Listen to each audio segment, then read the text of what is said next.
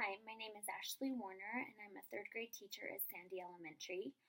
At our school, we have 596 students, and 116 of those students are considered English language learners. In my classroom, I have 24 students, and 3 of them are considered non-native English speakers. However, 2 of them have scored 5.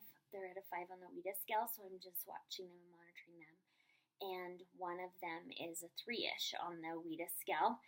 And so she leaves my classroom for 45 minutes a day and receives her special ELD instruction during our SBI time. The role of the administration in my classroom with my language learners is we have an ALS assistant from the district that comes and helps monitor and test all these kids and track their growth. Also, we have grade level IPLC meetings, and an administrator is sitting in there and contributing to the conversation and while we discuss data and growth and interventions and different ways to support these students. Also at our school, we have a really great after-school program with tutoring, and our assistant principal is over that, and she keeps track of all those kids and their growth and makes sure that they get what they need. And lastly, at our school, we also have a care team that keeps track of the needs of the students, and they decide what the students need, whether it's food or clothes or more support academically. They contact the families and the parents and keep us all connected so that we can best support the students. For my 3 example, first is from one of my ELL kids, and she's one of the 5 on the WIDA scale, so she doesn't get extra help, but I still noticed some things about her that we can work on. I was overhearing her just talk to another student, and they were talking about their moms and the jobs that they have. And so this is what she said to her friend. She says, "Does your mom not get enough sleeps?" And so you can see she's still confused about, first of all, plurals. You'd say get enough sleep, but it looks like she's confusing sleep from a verb. She's turning it into a noun. And she's confused by the get enough, because you get enough of something tangible, you get enough food, you get enough money, which is using it as a noun would be a noun. And so here she's confusing that and using sleeps as a noun. So that's something I'll just keep my eye on and watch out for her and make sure she's understanding the plurals, the plural forms of words, and when, it should be a noun versus a verb. And the other example is from my other English language learner. He also doesn't leave my classroom.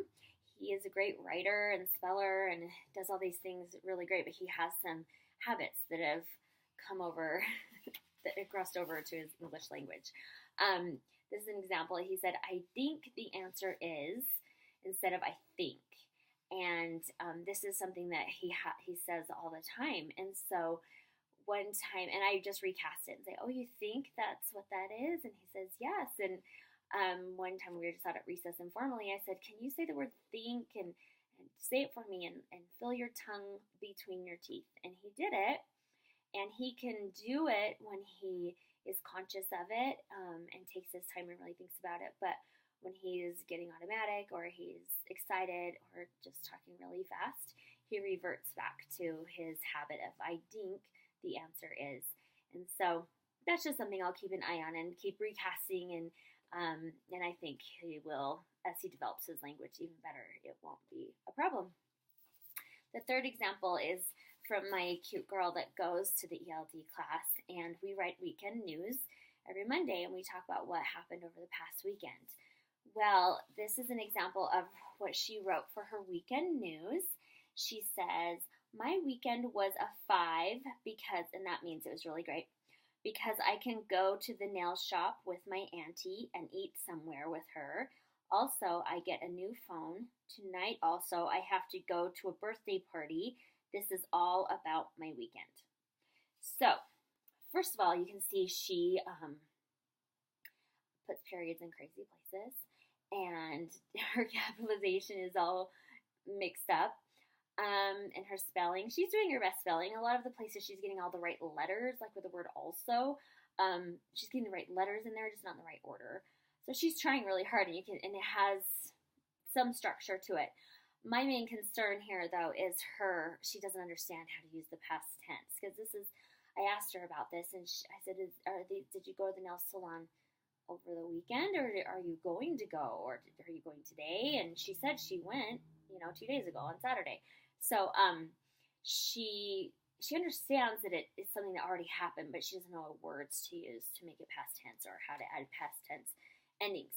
The only place she put past tense was right here where she put it was, and that was because that was the prompt I gave her to get her started. So this is where I'm going to start with planning my lessons to help support this cute little English language learner.